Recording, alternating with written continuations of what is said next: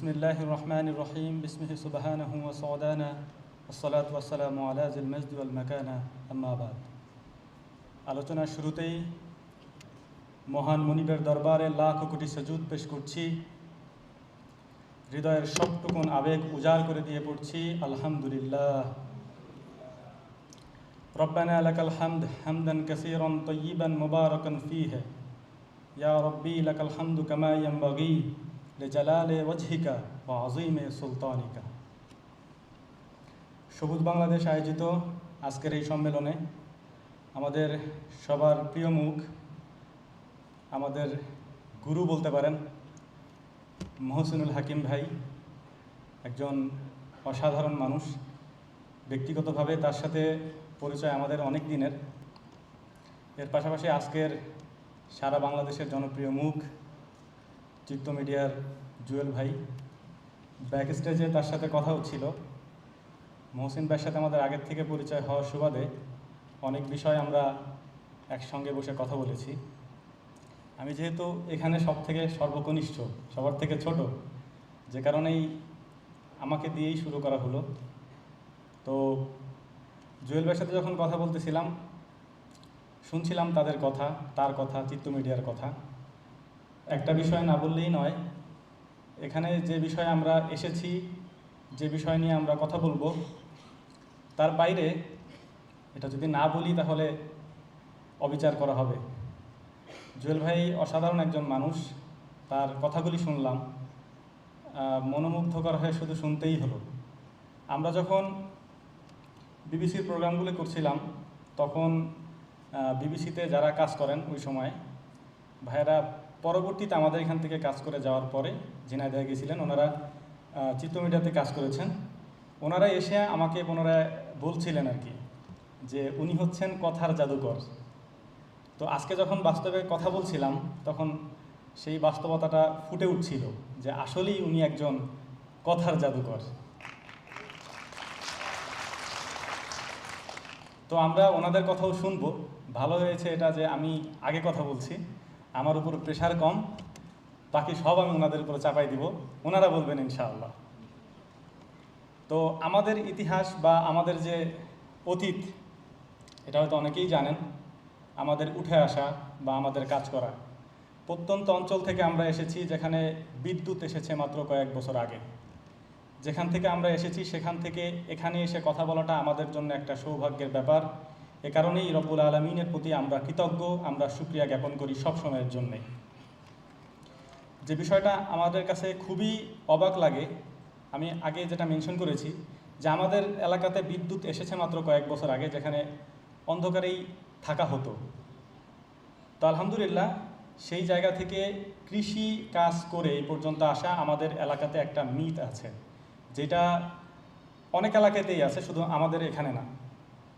ছেলে যদি পড়াশোনা করে তাহলে সে সরকারি চাকরি করবে, সরকারি চাকরির বাইরে অন্য কিছু ভাবা হয় না। এবং এই সিস্টেম যদি কেউ ভাঙতে চায় তাহলে তাকে খুব বাজেভাবে সেটা দিয়ে ট্যাকেল করা হয়।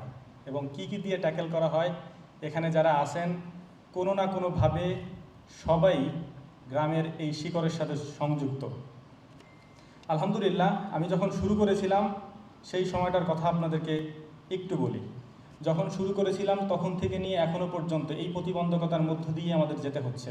মানুষ কি বলবে, মানুষ কি করবে, মানুষ এখনও বলে, মানুষ এখনও করে। তবে আলহামদুলিল্লাহ আমরা আমাদের জায়গা থেকে যারা বলেছে, যারা করেছে, সেখান থেকে রব্বুল আলামিন সবার উপরে আমাদেরকে নিয়ে গিয়েছেন। এটা আল্লাহ তাআলার শুকরিয়া। এবং এখানে এসে যদি কৃষি নিয়ে আমি কিছু বলি সেটা ধৃষ্টতা হবে। এর কারণ হচ্ছে আমি কৃষক মানুষ, মাঠের কৃষক, আমরা ধান পাট ফসল ফলাই। এখানে যারা আছেন, যারা সকাল থেকে কথা বলেছেন, আমি আপনাদের সবার কথা শুনেছি, আলহামদুলিল্লাহ খুব মনোযোগ দিয়ে শুনেছি। যে ভাইয়েরা বক্তব্য দিচ্ছিলেন আমার কাছে মনে হচ্ছিল যদি আমি এখানে কথা বলি সেইটা ভুল হবে, কারণ আমার থেকে অনেক বেশি জানা মানুষ এখানে কথা বলেছেন এবং আমার পরে ইনশাআল্লাহ বলবেন। তারপরেও দুটি কথা যেহেতু এখানে দাঁড়িয়েছি বলাটা জরুরি।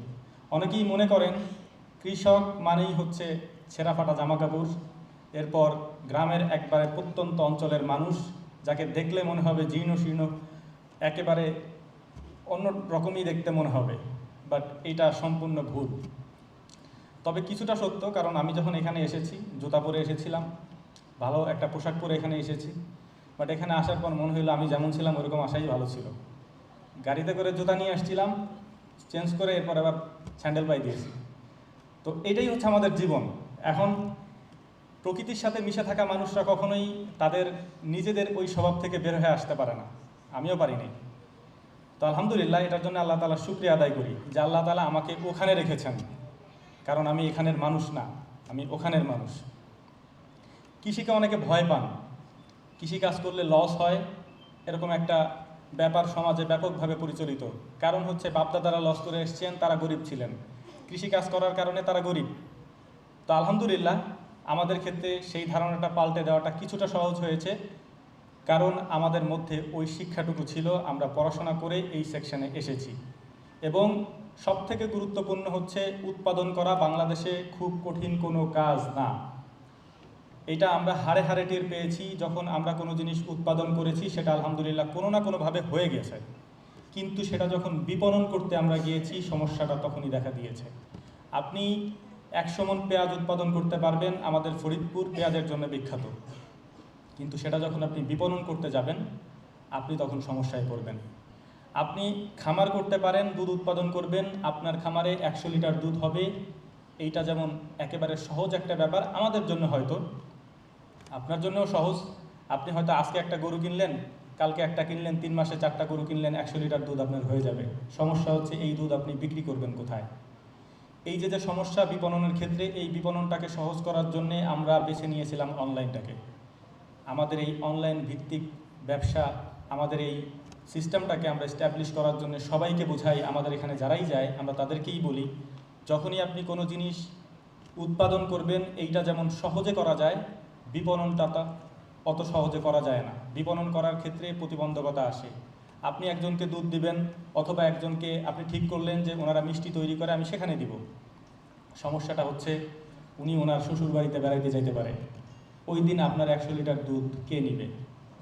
উনি আত্মীয় স্বজনের বাড়ি যাইতে পারে, ওনার সমস্যা থাকতে পারে, উনি অসুস্থ হইতে পারেন, তখন আপনার এই জিনিসটা আপনি কি করবেন? একইভাবে বাংলাদেশে যখন কোয়েল চাষ শুরু হইল, এই কোয়েল চাষ শুরু হওয়ার পর সবাই উদ্যোগ নিয়ে এটা শুরু করলো, কিন্তু সমস্যা হলো উৎপাদন করাটা সহজ। কোয়েল পাখিতে হাজার হাজার ডিম দেয়, সিজনের বাইরে এটা করতে গেলে তখনই লস হয়, কারণ এত ডিম কে নিবে, কোথায় নিবে, কেই বা এগুলা কিনে আপনার কাছ থেকে অন্য কারোর কাছে বিক্রি করবে। ভোক্তার এই বিষয়টা চিন্তা করে অবশ্যই কৃষি সেক্টরে যারা কাজ করবেন তাদেরকে আমাদের পরামর্শ হচ্ছে স্মার্ট আইডিয়াতে আপনি কৃষি কাজ করবেন। আলহামদুলিল্লাহ, আমরা সেটাই করার চেষ্টা করেছি, এবং আমাদের ক্ষেত্রে যেটা সবথেকে সহজ হয় সেটা হচ্ছে কৃষি উৎপাদিত জিনিস। আমাদের এখানে ডাল হয়, চাল হয়, গম হয়, এ সমস্ত জিনিস আপনি যদি স্থানীয় বাজারে বিক্রি করতে যান সেক্ষেত্রে দামের ক্ষেত্রে বিস্তর একটা ফারাক দেখা দিবে, কারণ পাইকারি বিক্রি করতে গেলে এটার দাম আপনি তেমন একটা পাবেন না। কিন্তু যদি একই জিনিস আপনি খুচরা বিক্রি করেন, অর্থাৎ আমার এটা অভ্যাস আছে, আমার দ্বারা এটা সম্ভব, আমি এটা করতেও পারি, আলহামদুলিল্লাহ, আমার ওই হীনমন্যতা কাজ করে না। আমাকে যদি 100 কেজি আটা কেউ দেয়, ওটা খোলা বাজারে বসে বসে বিক্রি করার মতো অতটুকু হিম্মত আমার মধ্যে আছে, এবং হীনমন্যতা আমার মধ্যে কাজ করে না। এই খুচরা বাজারে বিক্রি করাটা এবং পাইকারদের দিয়ে বিক্রি করাটার মধ্যে বিস্তর ফারাক। বাংলাদেশে অনেক মানুষ এ কথা বলেছে, আপনারা হয়তো শুনেছেন, হাত বদল হওয়ার আগে মাঝখানে যে ব্যক্তি থাকে সমস্ত লাভটা সেই নিয়ে যায়। যখন কেউ মুরগির খামার করবে, হাঁসের খামার করবে, গরুর খামার করবে, যে করে না, যে ব্যাপারী থাকে, অথবা যে আমরা ফইরা বলি, এই সব লোকের ইনকাম বেশি আপনার থেকেও। আপনি উৎপাদন করে 5 টাকা খরচ করবেন, 2 টাকা লাভ করবেন। যে ব্যক্তি আপনার কাছ থেকে কিনে নিয়ে একদিনের মধ্যে বিক্রি করবে, ও আপনার থেকে নিয়ে 7 টাকা লাভ করবে। এইটা করতেই দিতে হবে, এটা আপনি ঠেকাইতে পারবেন না। যে কারণেই এই কাজগুলি যারাই করেন বা যারাই করবেন অবশ্যই মাথায় রাখার চেষ্টা করবেন আপনি যাতে নিজেই বিপণন করতে পারেন এবং ভোক্তা পর্যন্ত নিজেই পৌঁছাইতে পারেন। কৃষিকাজ কঠিন কোনো কাজ না। আপনারা যেমন মনে করেন এটা করলে আমার সম্মান চলে যাবে, অথবা আমাকে না খেয়ে থাকতে হবে, আমরা আলহামদুলিল্লাহ না খেয়ে নেই। আমাদের দ্বারা অনেক মানুষের কর্মসংস্থান হয়েছে, মানুষ কাজ করছে, এবং আমরা তাদের আল্লাহ তাআলা আমাদের মাধ্যমে তাদের জীবিকার ব্যবস্থা করে দিয়েছেন।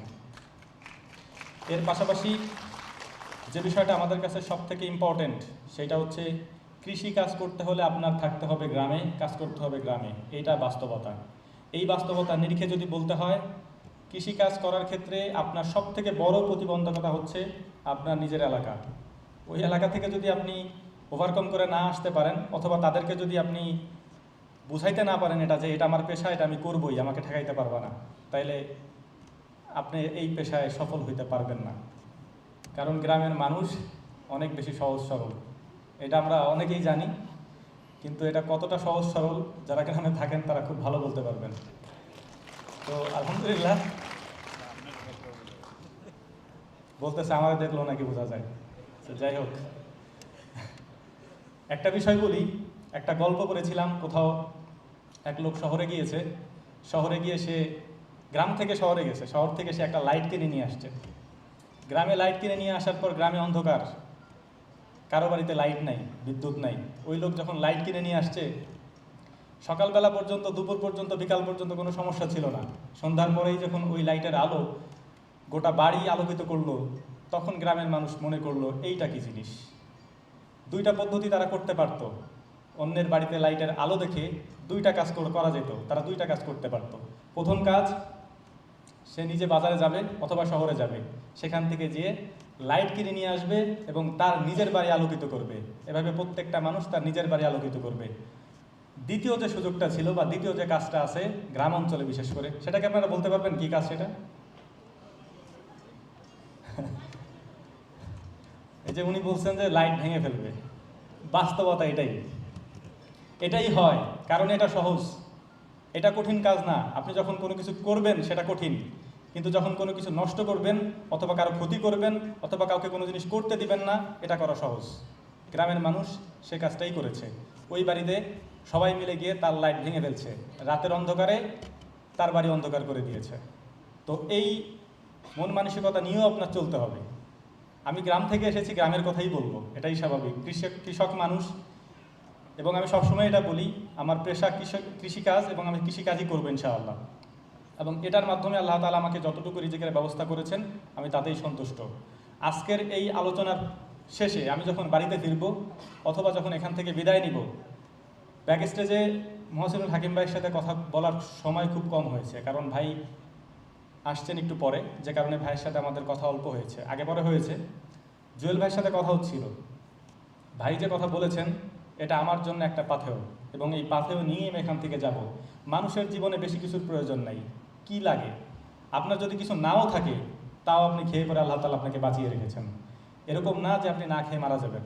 যাই হোক, আলহামদুলিল্লাহ, কথা বাড়াবো না, কারণ আপনারা অধীর অপেক্ষা করছেন। এখানে আমি আগেই বলেছি, জুয়েল ভাই আছেন, মহসিন ভাই আছেন, তারা কথা বলবেন।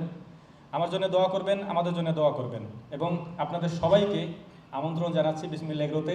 আপনারা আসবেন, দেখবেন, ইনশাআল্লাহ আমাদের পক্ষ থেকে খামার, কৃষি এইসব বিষয়ে যতটুকু পরামর্শ দেওয়ার আমরা আপনাদেরকে দেওয়ার চেষ্টা করবো ইনশাআল্লাহ, এবং আপনাদেরকে এই ব্যাপারে আমরা সাহায্য করবো ইনশাআল্লাহ। দোয়া করবেন আল্লাহ তাআলা যেন আমাদেরকে এই আলোচনা মেনে চলার তৌফিক দান করেন। ওমা তৌফিকি ইল্লা বিল্লাহ। নাসরুম মিনাল্লাহি ফাতহুন কারীব ওয়া আখিরু দাওয়ানা আলহামদুলিল্লাহি রাব্বিল আলামিন।